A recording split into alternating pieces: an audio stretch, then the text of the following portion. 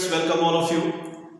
बच्चों, जैसा कि हमने पीछे एटम्स के बारे में पढ़ा, उसके डिफरेंट मॉडल्स के बारे में पढ़ा, ठीक है। जे थॉमसन ने क्या बोला, रदरफोर्ड ने क्या बोला, बोहर ने क्या बोला, वो सारी चीज़ हमने लास्ट वीडियो में की थी। आज हम करेंगे उसके आगे का कि जो बोहर्स थ्योरी थी ऑफ हाइड्रोजन एटम के रिगार्डिंग क्या थी। बोहर्स थ्योरी ने जो रेडियस था उसके हिसाब से कितना था, हाइड्रोजन एटम के लिए कितना था, कितना टाइम पीरियड उसका लगा, कितनी उसकी काइनेटिक एनर्जी रही, कितनी उसकी स्पीड है जिसकी वजह से इलेक्ट्रॉन इन्वॉल्व करता है, वो सब चीज़ें हम आज स्टडी करेंगे, ठीक है। तो क्या बोला था, किस तरह से इसकी थ्योरी के अनुसार हमने क्या बोला था कि इलेक्ट्रॉन जो नेगेटिवली चार्ज पार्टिकल होते हैं वो न्यूक्लियस जो कि पॉजिटिव चार्ज पार्टिकल होता है उसके चारों ओर ये घूमते हैं और एक फिक्स पाथ में घूमते हैं, ठीक है।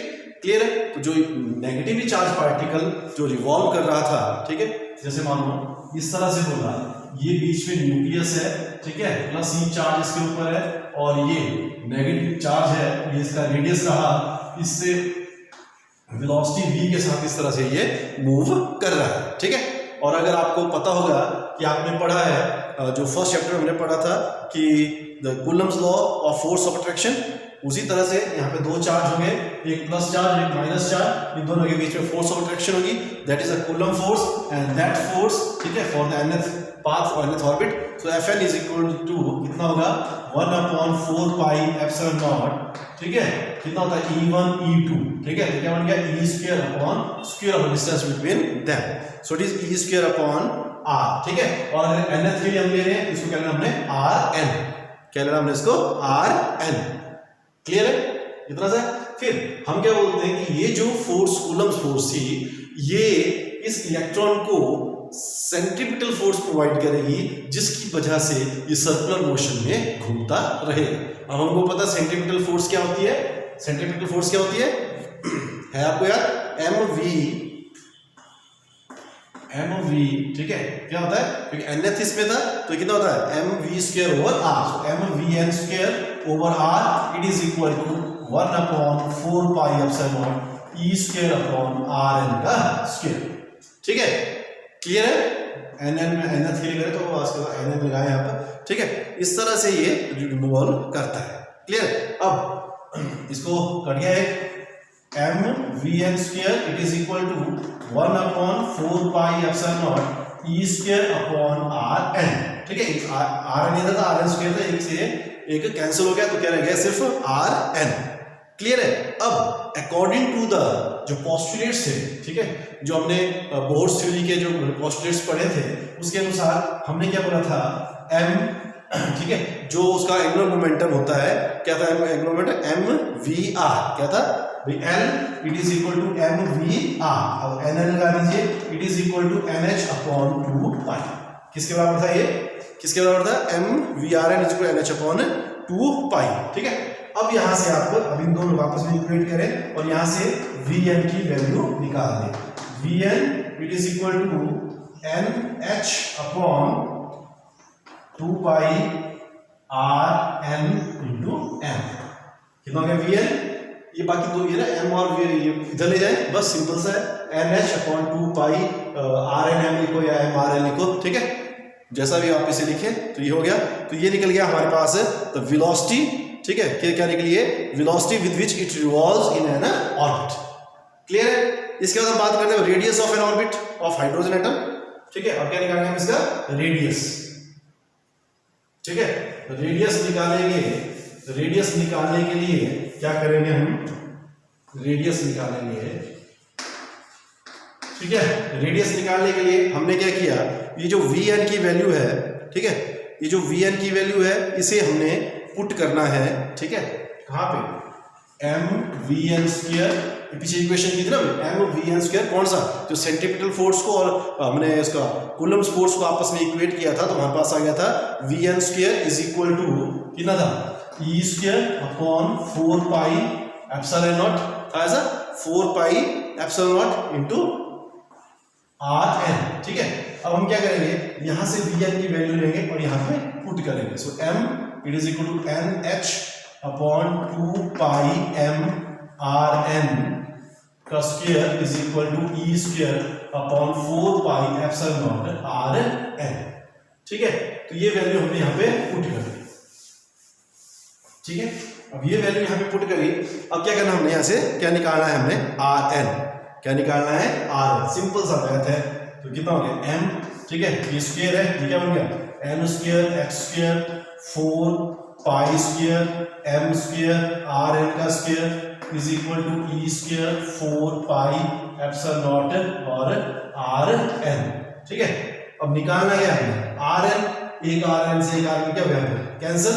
ठीक है, फिर इसको इधर ले जाए, इन सबको इधर लाओ। ठीक है, so it becomes r n is equal to, ठीक है, आर एन गया इधर, ठीक है, तो ये कितना रहेगा, m n square x square, ठीक है, upon 4 pi square M square, ठीक है, इधर गया, इसको इधर आया, so it is 4 pi epsilon naught, ठीक है, 4 pi epsilon naught upon e square. ठीक है, कितना हो गया, 4 पाई एप्सिलॉन नॉट, और कितना हो गया इसका, इसको इक्वेट करो, काटो, जो कटता है और जो नहीं कटता है, एक पाई से पाई कैंसिल, है ना। So it becomes r m is equal to m m square x square, ठीक है, 4 से 4 कैंसिल, कितना था, एप्सिलॉन नॉट अपॉन पाई, ठीक है, एक एम से एक एम कैंसिल है, ठीक है, नीचे कितना हो गया, एम और ई स्क्वायर। ठीक है, तो मतलब कितना हो गया, N square h square epsilon naught upon pi m e square. ठीक है, आगे रीअरेंज कर लीजिए। फिर क्योंकि ये सारी चीजें क्या है, कांस्टेंट है, h square epsilon naught constant है, पाई कांस्टेंट है, एम कांस्टेंट है, ई कांस्टेंट है, सो इसका मतलब r n is directly proportional to n square. ठीक है, एप्सिलॉन कांस्टेंट है, एच कांस्टेंट है, पाई कांस्टेंट है, एम कांस्टेंट है, ई कांस्टेंट है। ठीक है, तो इसका मतलब क्या हुआ, वेरिएबल क्या है, n. So r n is directly proportional to the square of the principal quantum number, square of the principal quantum number. Clear है यहाँ तक। ठीक है, ये करना, तो ये निकल गया इसका रेडियस। अगर आपको बोले कि बोहर से रेडियस निकालें, तो जो रेडियस होता है इनर मोस्ट शेल, ठीक है, जो इनर मोस्ट ऑर्बिट होता है, ठीक है, जो इनर मोस्ट ऑर्बिट होता है, मतलब n इज इक्वल टू 1, ठीक है, वो क्या रहता है, बोहर्स रेडियस। क्लियर है यहाँ तक। इसके बाद हम बात करते हैं कि स्पीड की, किस तरह से speed of an electron in n orbit of hydrogen atom, मतलब Vn किसके ऊपर डिपेंड करता है। ठीक है, जब स्पीड की बारी आएगी, फिर बस इन्हीं इक्वेशन को हमने एक दूसरे में पुट करना है, बाकी कुछ नहीं है। ठीक है, स्पीड हमने निकालनी है, तो इसके लिए क्या करेंगे हम, जो हमने वैल्यू ली थी आर एन की वैल्यू, वी जो हमने वी एन का रिलेशन लिया था, वी एन लिया था ना, ठीक है, उसमें ये आर एन की वैल्यू पुट कर दो। वी एन क्या था, है या एन एच, ठीक है, कितना था, एन एच अपॉन 2 पाई एम आर एन, यहाँ पे क्या था, आर एन।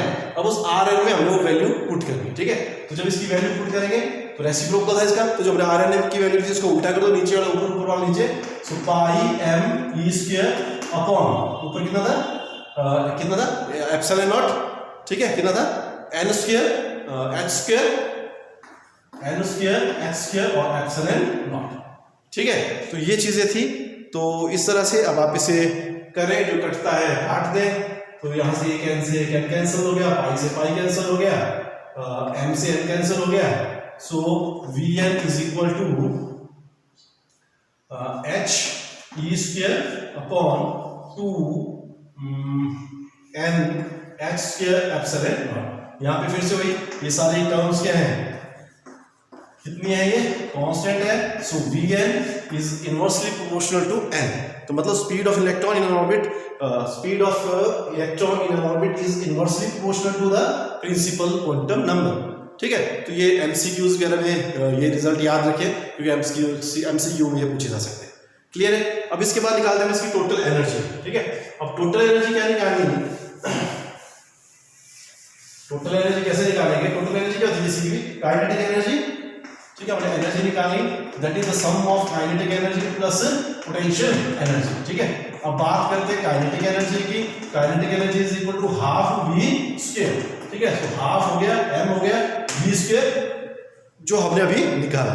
ठीक है, तो वी स्क्वायर कितना हो गया, ठीक है, सॉल्व करें उसे तो इट बिकम्स जो आपका जो वी स्क्वायर आएगा, तो वी स्क्वायर कहाँ से आया कि जो हमने पहले इक्वेशंस निकाली थी, ठीक है, क्या निकाला था हमने जो शुरू में हमने किया था कि जो एम वी एन, ठीक है, एम वी एन किया था, आप उसकी डायरेक्ट वैल्यूज है यार, जो हमने इक्वेट किया था इक्वेशंस को, ठीक है, सेंटीमीटर और उसके हिसाब से, तो वो कर सकते हो E square upon 4 pi epsilon naught, E square 4 pi epsilon naught और, ठीक है, आर एन, ठीक है, कितना हो गया E square upon 4 pi epsilon naught are N, ठीक है, किया था ना हमने शुरू में, ठीक है, जब हमने इक्वेट किया था सेंट्रीपिटल फोर्स को और उसकी इसको, तो उस तरह से पुट कर दो, so it becomes e square upon 4 pi epsilon naught are N, ठीक है, तो ये क्या निकल गया उसकी काइनेटिक एनर्जी। अब निकालिए हम इसकी पोटेंशियल एनर्जी, ठीक है, तो पोटेंशियल एनर्जी क्या होती है, यहाँ लिखता हूँ, पोटेंशियल एनर्जी जो हमने पीछे कूलम्स लॉ के किए थे इलेक्ट्रोस्टैटिक्स में हमने किया था, कितना किया था 1/4 pi epsilon not Q1 Q2 पढ़ा था ना, Q1 Q2 अपॉन R, ठीक है, क्या था Q1 Q2 अपॉन R, ये क्या हो गया आर एन माइनस आई, एक ई है और दूसरा क्या है, एक चार ई है, दूसरा क्या है माइनस ई है, so it becomes minus e square upon r N, ठीक है, ये निकल गया। अब इन दोनों क्या करना मैंने ऐड करना है, so it becomes total energy, मैं यहीं पे लिख देता हूँ, सो it is minus 1/4 pi epsilon naught, ठीक है, ई स्क्वायर अपॉन आर एन, ठीक है, it is a total energy, क्या बन गई फिर टोटल एनर्जी, काइनेटिक एनर्जी निकाली, पोटेंशियल निकाली और दोनों क्या कर दो आपस में प्लस कर दो। जब हमने इसको प्लस किया तो हमारे पास क्या आ गया, कितना आ गया, एलसीएम ले लो, ठीक है, या कॉमन ले सकते हो, कितना कॉमन आ गया E square upon 4 pi epsilon naught are N, ठीक है, इनटू 1/2 माइनस 1, ठीक है, सो इट बिकम्स कितना बन गया 2 माइनस, सो इट इज इकट्ठे करता हूं यहाँ पे, ठीक है, आप इसको कॉमन लेके करें, फिर इसका एलसीएम लिया, क्या आ जाएगा हाफ, क्या आ जाएगा माइनस में half, so it is minus, और ये कितना आ गया 8, so it is minus e square upon 8 pi epsilon naught are n, clear है, तो ये निकल गई उसकी एनर्जी, टोटल एनर्जी, ठीक है।